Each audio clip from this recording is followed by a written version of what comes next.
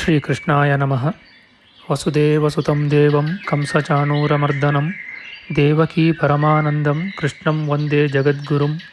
ಬ್ರಹ್ಮಸ್ಥಾನ ಸರೋಜ ಮಧ್ಯವಿಲಸಚ್ಛೀತಾಂಶು ಪೀಠಸ್ಥಿತಂ ಸ್ಫೂರ್ಜತ್ಸೂರ್ಯರುಚಿಂ ವರಾಭಯಕರಂ ಕರ್ಪೂರಕುಂದೋಜ್ವಲಂ ಶ್ವೇತಸ್ರಗ್ವಸನಾನುಲೇಪನಯುತಂ ವಿದ್ಯುದ್ರುಚಾ ಕಾಂತಯಾ ಸಂಶ್ಲಿಷ್ಟಾರ್ಧತನುಂ ಪ್ರಸನ್ನವದನಂ ವಂದೇ ಗುರುಂ ಸಾದರಂ. ಶ್ರೀಗುರುಭ್ಯೋ ನಮಃ.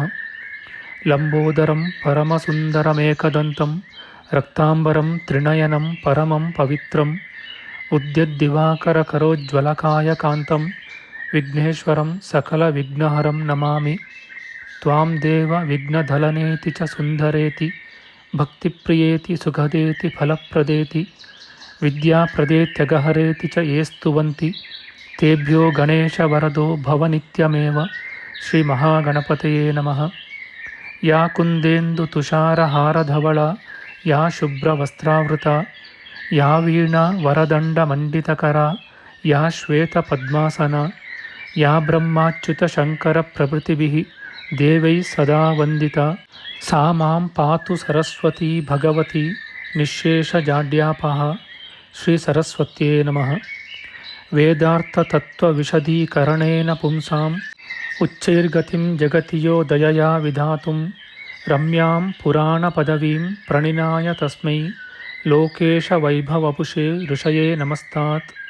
ತಸ್ಮೈ ವ್ಯಾಸಾಯ ಮುನಯೇ ಸರ್ವಜ್ಞಾಯ ಮಹರ್ಷಯೇ ಪಾರಾಶರ್ಯಾಯ ಶಾಂತಾಯ ನಮೋ ನಾರಾಯಣಾತ್ಮನೇ. ಶ್ರೀವ್ಯಾಸಾಯ ನಮಃ. ನಾರಾಯಣಂ ನಮಸ್ಕೃತ್ಯ ನರಂ ಚೈವ ನರೋತ್ತಮಂ ದೇವೀಂ ಸರಸ್ವತೀಂ ವ್ಯಾಸಂ ತತೋ ಜಯಮುದೀರಯೇತ್. ಕನಕರುಚಿದುಕೂಲಃ ಕುಂಡಲೋಲ್ಲಾಸಿಗಲ್ಲಃ ಶಮಿತಭುವನಭಾರಃ ಕೋಪಿ ಲೀಲಾವತಾರಃ ತ್ರಿಭುವನಸುಖಕಾರಿ ಶೇಷಶಾಯೀ ಮುಕುಂದೋ ಪರಿಕಲಿತರಮಾಂಗೋ ಮಂಗಲಂ ನಸ್ತನೋತು. ನಮಾಮಿ ಗೋವಿಂದಪದಾರವಿಂದಂ ಸದೇಂದಿರಾನಂದನಮುತ್ತಮಾಡ್ಯಂ ಜಗಜ್ಜನಾನಾಂ ಹೃದಿ ಸನ್ನಿವಿಷ್ಟಂ ಮಹಾಜನೈಕಾಯನಮುತ್ತಮೋತ್ತಮಂ. ನಮಸ್ತೆ ಚಕ್ರಹಸ್ತಾಯ ಶಾಂಗಹಸ್ತಾಯ ತೇ ನಮಃ.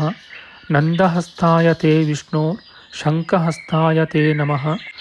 ಓಂ ನಮೋ ವಾಸುದೇವಾಯ ನಮಃ ಸಂಕರ್ಷಣಾಯ ಚ ಪ್ರದ್ಯುಮ್ನಾಯ ನಮಸ್ತುಭ್ಯಂ ಅನಿರುದ್ಧಾಯ ತೇ ನಮಃ. ದಂಷ್ಟ್ರಾಗ್ರೇಣೋ ಧೃತಾ ಗೌರು ದಧಿಪರಿವೃತಾ ಪರ್ವತೈರ್ನಿಮ್ನಗಾಭಿಃ ಸಾಕಂ ಮೃತ್ಪಿಂಡವದ್ಬೃಹದುರ್ವಪುಷಾನಂತರೂಪೇಣ ಯೇನ ಸೋಯಂ ಕಂಸಾಸುರಾರಿರ್ಮುರನರಕದಶಾಸ್ಯಾಂತಕೃತ್ಸರ್ವಸಂಸ್ಥಃ ಕೃಷ್ಣೋ ವಿಷ್ಣುಃಸುರೇಶೋ ನುದತು ಮಮ ರಿಪೂನ್ ಆದಿದೇವೋ ವರಾಹಃ.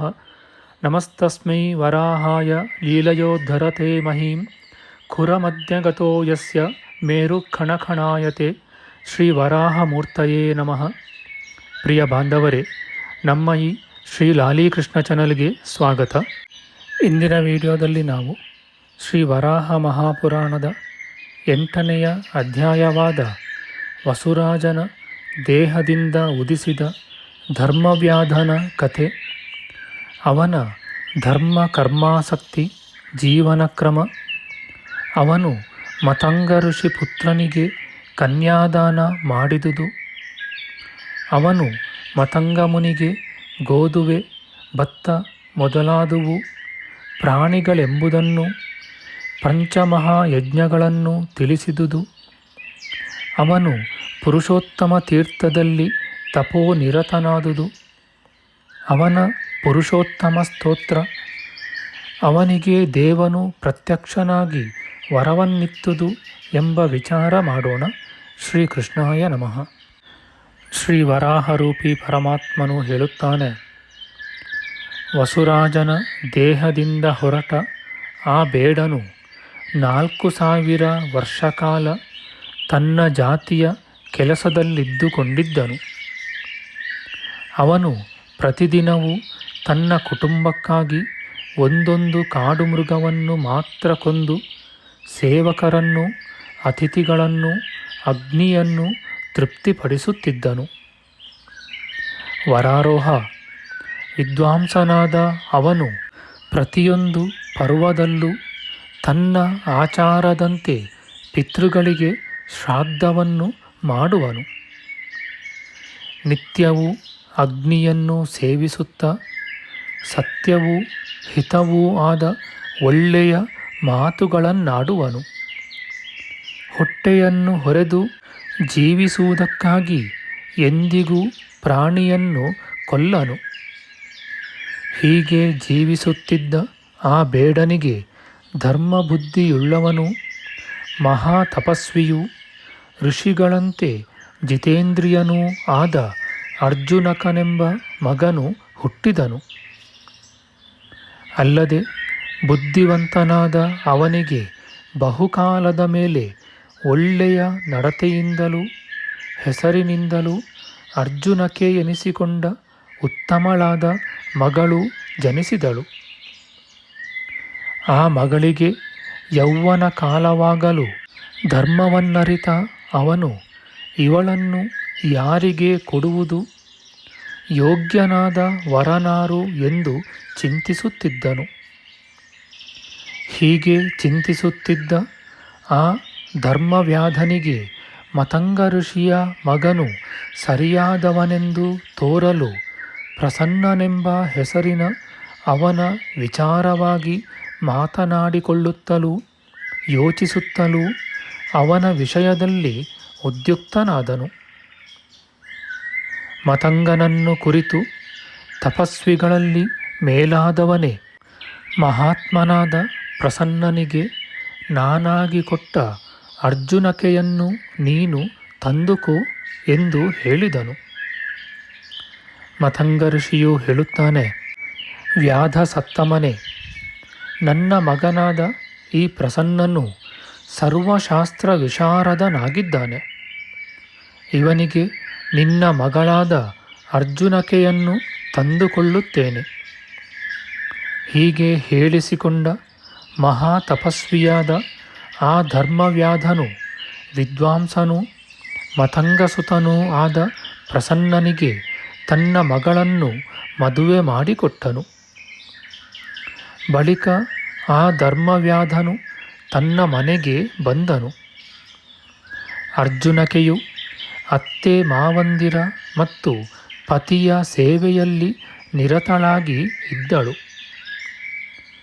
ಬಹುಕಾಲದ ಮೇಲೆ ಯಾವುದೋ ಸಣ್ಣ ತಪ್ಪು ಮಾಡಿದುದಕ್ಕಾಗಿ ಸೊಸೆಯಾದ ಅರ್ಜುನಕೆಯನ್ನು ಅವಳ ಅತ್ತೆಯು, ಅಮಂಗಳೇ, ನೀನು ಪ್ರಾಣಿಗಳನ್ನು ಕೊಲ್ಲುವವನ ಮಗಳು, ಇಂತಹವಳಿಗೆ ತಪಸ್ಸನ್ನು ಮಾಡುವುದಕ್ಕೂ ಪತಿಸೇವೆ ಮಾಡುವುದಕ್ಕೂ ಹೇಗೆ ತಿಳಿದೀತು ಎಂದು ಬೈದಳು.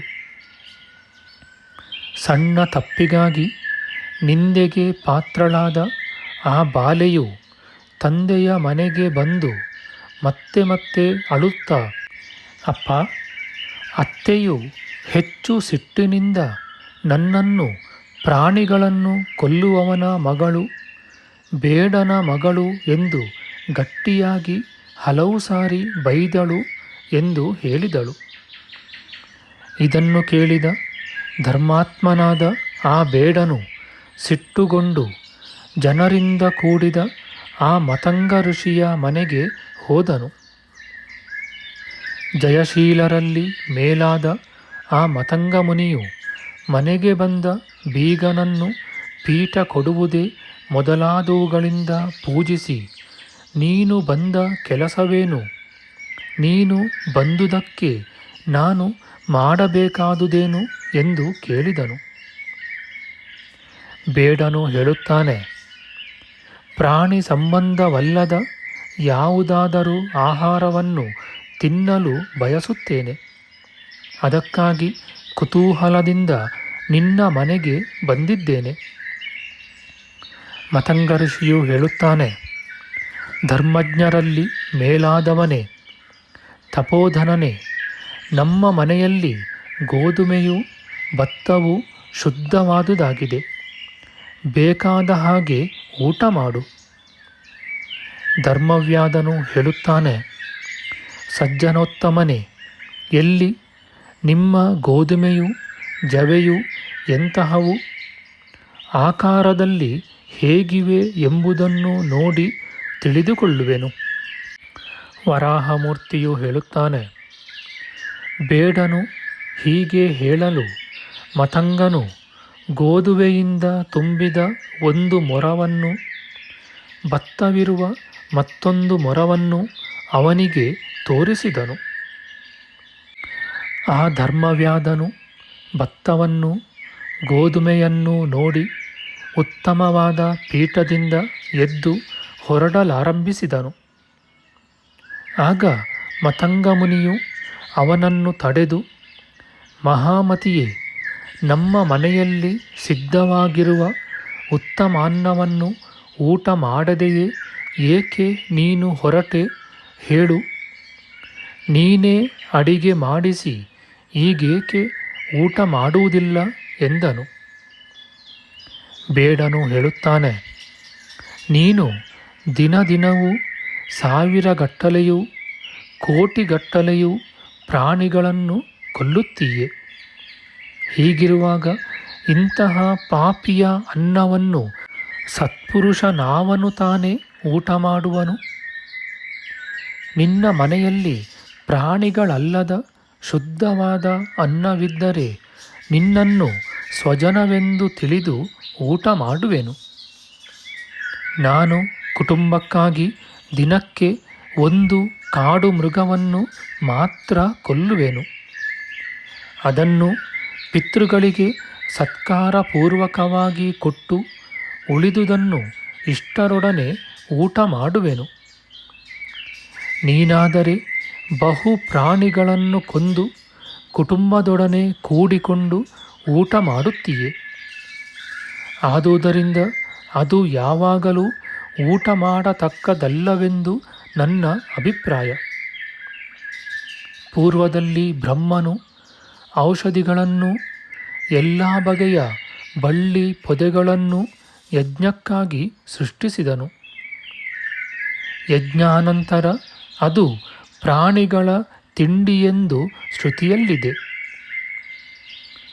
ದೇವಯಜ್ಞ, ಭೂತಯಜ್ಞ, ಪಿತೃಯಜ್ಞ, ಮನುಷ್ಯಯಜ್ಞ, ಬ್ರಹ್ಮಯಜ್ಞ ಎಂಬ ಈ 5 ಮಹಾಯಜ್ಞಗಳನ್ನು ಬ್ರಹ್ಮನು ಪೂರ್ವದಲ್ಲಿ ಏರ್ಪಡಿಸಿದನು. ಬ್ರಾಹ್ಮಣರ ಮತ್ತು ಇತರರ ಹಿತಕ್ಕಾಗಿ ಆ ಯಜ್ಞಗಳು. ಇತರ ವರ್ಣದವರಿಗಾದರೂ ಬ್ರಾಹ್ಮಣರೇ ಶುಭಗಳನ್ನು ಮಾಡಿಸುವರು. ಹೀಗೆ ಯಜ್ಞ ಮಾಡಿದರೆ ಅನ್ನವು ಪರಿಶುದ್ಧವಾಗುತ್ತದೆ. ಅದನ್ನು ಮನುಷ್ಯರು ತಿನ್ನಬಹುದು. ಹಾಗೆ ಮಾಡದಿದ್ದರೆ ಈ ಭತ್ತವು ಗೋಧುಮೆಯು ಒಂದೊಂದು ಕಾಳು ಮೃಗ ಪಕ್ಷಿಗಳೇ ಎಂದು ತಿಳಿಯಬೇಕು. ಅದು ಊಟ ಮಾಡುವವರಿಗೂ ಊಟವನ್ನು ಮಾಡಿಸುವವರಿಗೂ ಮಹಾಮಾಂಸವೆನ್ನಿಸುವುದು. ನಮ್ಮ ಮುಂದಿನ ವಿಡಿಯೋದಲ್ಲಿ ನಾವು ಶ್ರೀ ವರಾಹ ಮಹಾಪುರಾಣದ 8ನೆಯ ಅಧ್ಯಾಯದ ಉತ್ತರ ಭಾಗದ ವಿಚಾರ ಮಾಡೋಣ. ಆಧ್ಯಾತ್ಮಿಕ ಚರ್ಚೆ ಮತ್ತು ವಿಚಾರ ವಿನಿಮಯಕ್ಕಾಗಿ ಶುರು ಮಾಡಿದ ಈ ಚಾನಲ್ನಲ್ಲಿ ನಾವು ಅಪ್ಲೋಡ್ ಮಾಡುವ ಎಲ್ಲ ವಿಡಿಯೋಗಳನ್ನು ಸಂಪೂರ್ಣವಾಗಿ ನೋಡಿ ನಿಮ್ಮ ಸಲಹೆಗಳನ್ನು ಕಮೆಂಟ್ ಬಾಕ್ಸ್ನಲ್ಲಿ ಬರೆಯಿರಿ. ದಯವಿಟ್ಟು ಈ ಚಾನಲ್ಗೆ ಸಬ್ಸ್ಕ್ರೈಬ್ ಮಾಡಿ ಹಾಗೂ ಬೆಲ್ ಬಟನ್ ಒತ್ತಿ ನಾವು ಹಾಕುವ ಎಲ್ಲ ವಿಡಿಯೋಗಳನ್ನು ನೋಡಿ ಪ್ರೋತ್ಸಾಹಿಸಿ.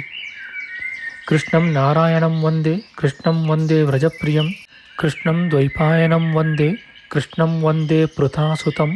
ಶ್ರೀಕೃಷ್ಣಾಯ ನಮಃ.